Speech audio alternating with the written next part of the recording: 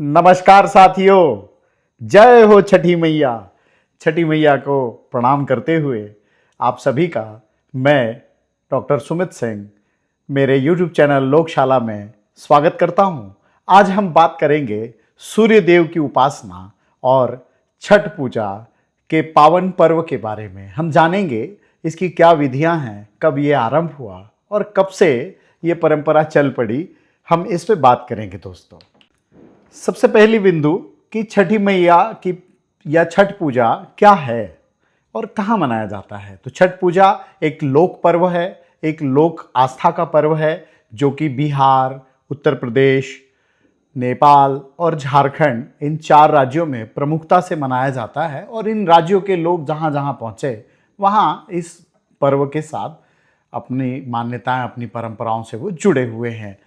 दोस्तों, हम जानेंगे कि क्या है छठी मैया का माहौल और क्या है इस समय छठी मैया की पूजा को लेकर किस तरीके का हमारे देश में वातावरण बना हुआ है, इस पे हम बात करेंगे। अगला बिंदु है कि छठ पूजा की जो कथा है, इसका जो आरंभ है, इसकी जो परंपरा है, हम उसे तलाशने की कोशिश करेंगे। तो जो भी मैंने रिसर्च की, मैंने जो शोध करने का प्रयास किया, तो मैंने एक चीज़ पाई कि दुनिया के सबसे पुराने पर्वों में, लोक पर्वों की अगर हम बात करें, जैसे हम खेल की बात करते हैं तो खेलों की बात करते करते अक्सर अनुमान लगाया जाता है कि सबसे पुराना खेल क्या रहा होगा, तो एक सामने नाम आता है सॉकर या फुटबॉल का।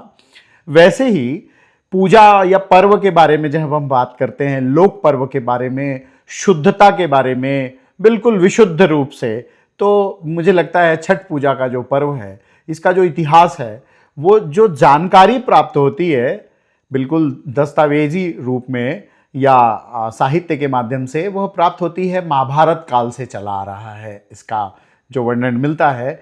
लेकिन मित्रों, जब महाभारत काल से जब मैंने और शोध की और मुझे जो जानकारी मिली, तो मुझे ये चीज़ समझ में आई कि जो पर्व महाभारत काल से चला आ रहा है, मैं उस पर्व के कुछ तत्वों को, कुछ बिंदुओं को लेकर जब मैंने डुबकी लगाई विषय के भीतर, तो मैंने देखा कि सूर्य की उपासना की जो पद्धति है, जिस तरीके से छठ पूजा में सूर्य की उपासना की जाती है, डूबते सूर्य को अर्घ्य दिया जाता है और उगते सूर्य को भी अर्घ्य दिया जाता है। मित्रों, हम सभी ने सुना होगा, हमारे समाज में एक कहावत बड़ी मशहूर है।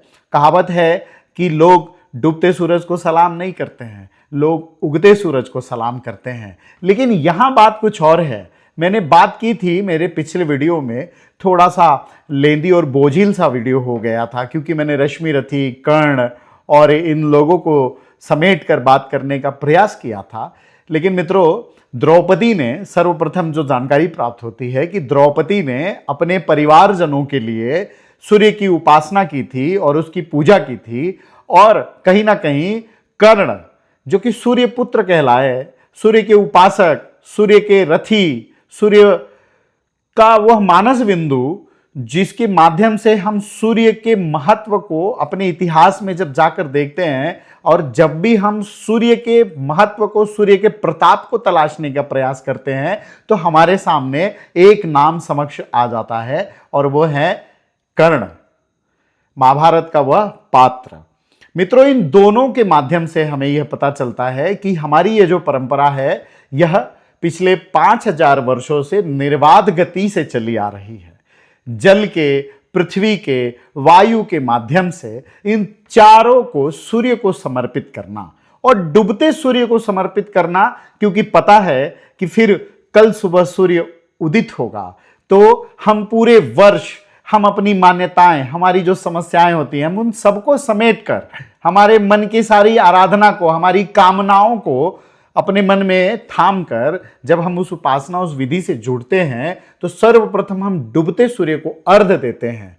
और अर्घ्य देने के पश्चात हम ये कामना करते हैं कि मेरे जो भी सुधीजन, मेरे जो परिवारजन हैं, मेरे वह सारे लोग जिनका मैं शुभचिंतक हूं, उनका कल्याण हो, उनका जीवन सहज हो, सरल हो।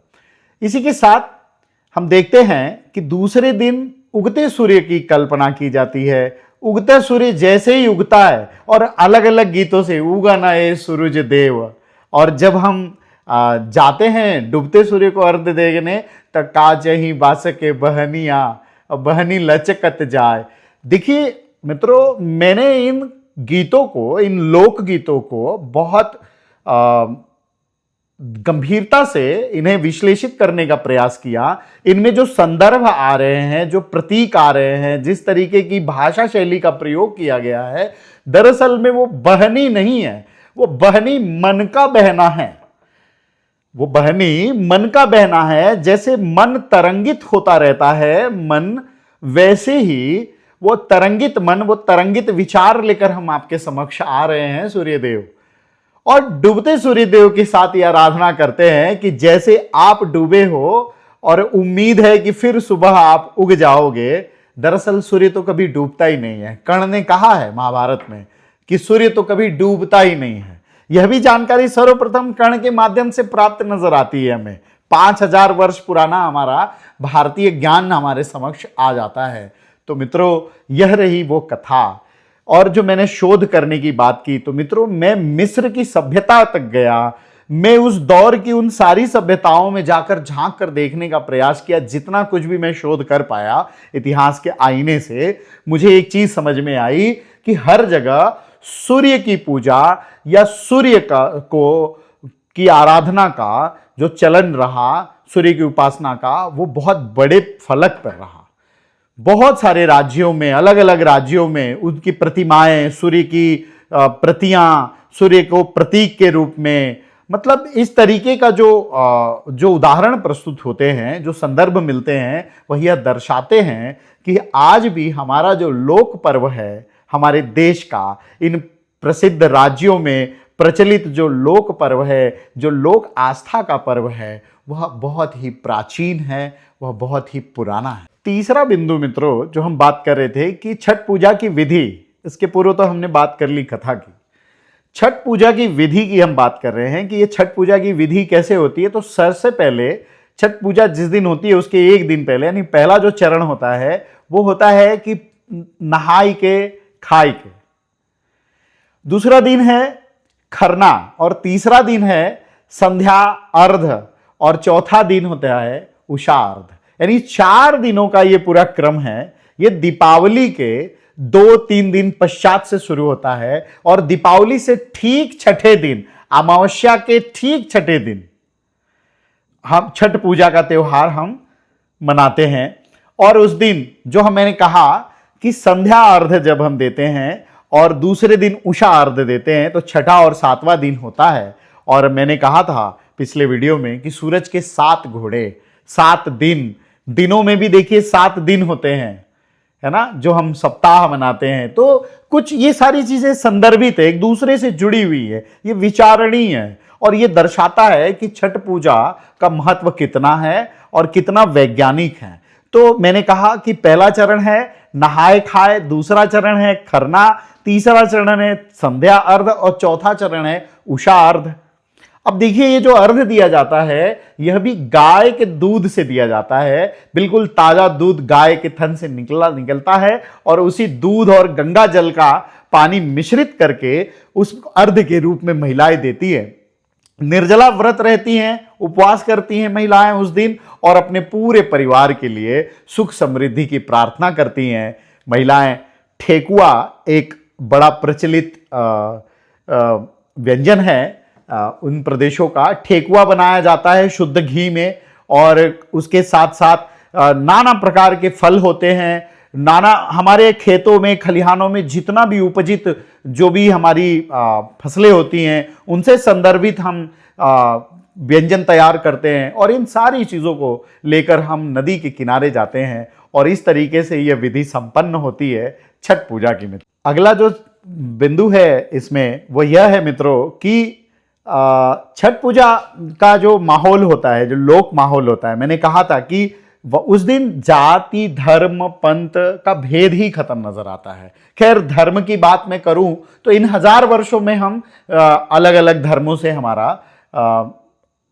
हम एक दूसरे को जाना और समझा हमने, उसके पूर्व से भी चला आ रहा है। लेकिन मौजूदा समय में अगर हम भारत के इन राज्यों की बात करें जहां छठ पूजा बड़े धूमधाम से मनाया जाता है, तो उस दिन मैंने गौर किया है कि एक लोक पर्व क्या होता है, इसकी महत्ता तब समझ में आती है क्योंकि पूरा सारा लोक एक हो जाता है। लोक कहते किसे हैं? बहुत सारे एक एक इकाई, मनुष्य रूप में तैयार होकर एक समूह बनकर, और जब एक पूरा समूह बन जाता है, अब उस समूह में तो सारे जाति पंथ धर्म अलग अलग लोग होते हैं, जब ये सारे जुड़कर एक स्थान पर खड़े होते हैं तो वो लोक हो जाता है। और वही लोक पर्व, ये छठ पूजा उन्हें खींच कर ले आती है। उस दिन जातियों की बात करें और सबका सेम है, विधि में कोई अंतर नहीं है, किसी प्रकार का कोई भेदभाव नहीं है। इसे कहते हैं लोक पर्व। और जब उषा का अर्ध होता है तो उगा नए सूरज देव भइल बिहान।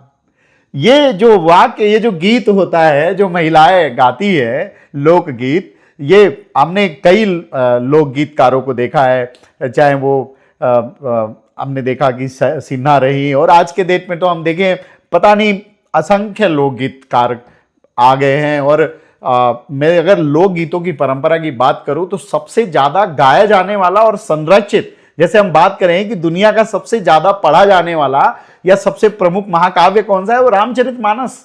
तो वैसे ही छठी मैया का जो संबंधित लोकगीत है, ये पता नहीं कितने हजार सालों से गाए आते जा रहे हैं। भाषा वैज्ञानिकों का जो कहना है, हम जब देखते हैं हमारी बोली भाषाओं को, जिस हम पाली की बात करते हैं, जिसमें हम सारा बौद्ध साहित्य देखते हैं, कहीं ना कहीं हमारा जो भोजपुरी है, जिस भोजपुरी में ये गीत गाए जाते हैं, वह भोजपुरी भी उस पाली की ही एक, वही पाली ही है समझ लीजिए, वो पुरानी भोजपुरी है या पुरानी पाली कह लीजिए, वही स्वरूप है आज भी उस भाषा का। इतना जुड़ाव है, इतने बड़े लोग को थामता है यह पर्व कि जिसकी महत्ता का बखान करते करते हमारे पास शब्द नहीं बचेंगे मित्रों।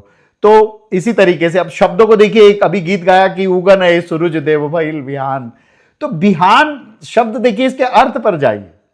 बिहान से तात्पर्य उस नव चेतना से है, उस नव ऊर्जा से है, उस नव जीवन से है, जिसकी कामना हम रोज सुबह रात को थक जाते हैं और सो जाते हैं, सुबह उठते हैं ऊर्जावान होते हैं। और देखिए यही प्रक्रिया उस पर्व में भी है, पर विधिवत है, एक विधि है। और उस दिन, उस पर्व के दिन, उस 4 दिनों में जो कुछ भी हम महसूस करते हैं, जो हमारे भीतर के एहसास होते हैं, वो हमें इस कगार पर ले आते हैं मित्रों कि हम पूरे वर्ष कहीं ना कहीं उन चीजों से जुड़े रहते हैं, उन मान्यताओं से जुड़े होते हैं। और अंत में मित्रों बस इतना ही कहना चाहूंगा, जय हो छठी मैया। छठी मैया का आशीर्वाद आप सभी मेरे दर्शकों को प्राप्त हो। और कमेंट्स में लिखिए जय हो छठी मैया, और मेरे इस चैनल को सब्सक्राइब जरूर करिएगा, प्रोत्साहित करिएगा कि हम ऐसे ही देश के और विविध लोक पर्वों को लेकर आए, उनकी जानकारी को लेकर आए और आपके सामने बड़ी सरलता से उसे साझा करें, ताकि आप कुछ ही मिनटों में ऐसे पर्वों को जानें और हम अपनी उन पुरानी परंपराओं को संजोएं जो हमारे लिए लाभकारी है। ये वो पर्व नहीं है जहां पे लोग आपस में वैमनस्य पाल लेते हैं। हमने देखा है हमारे देश में किस तरीके का माहौल बन जाता है जब भी कोई पर्व आता है। लेकिन ये एक ऐसा पर्व है जिसे पुलिस की, प्रशासन की, किसी को कोच नहीं दिखाना है, वो आवश्यकता ही नहीं है। लोग ही पुलिस है, लोग ही प्रशासन है, वहां पे अपने आप में एक ऐसी व्यवस्था है। ये सब छठी मैया का आशीर्वाद है मित्रों, ये सारे शिव सूर्य की ऊर्जा का प्रताप है मित्रों। तो मेरे इस चैनल को सब्सक्राइब जरूर करिएगा और बेल आइकन को दबा लीजिएगा, ताकि हम रोज किसी न किसी माध्यम से आपसे ऐसे ही वीडियोस के साथ जुड़े रहेंगे। अभी तो हमारी यह शैशव अवस्था है और जल्द ही हम आपके कृपा प्राप्त हुई तो हम प्रौढ़ भी हो जाएंगे। जय हो छठी मैया।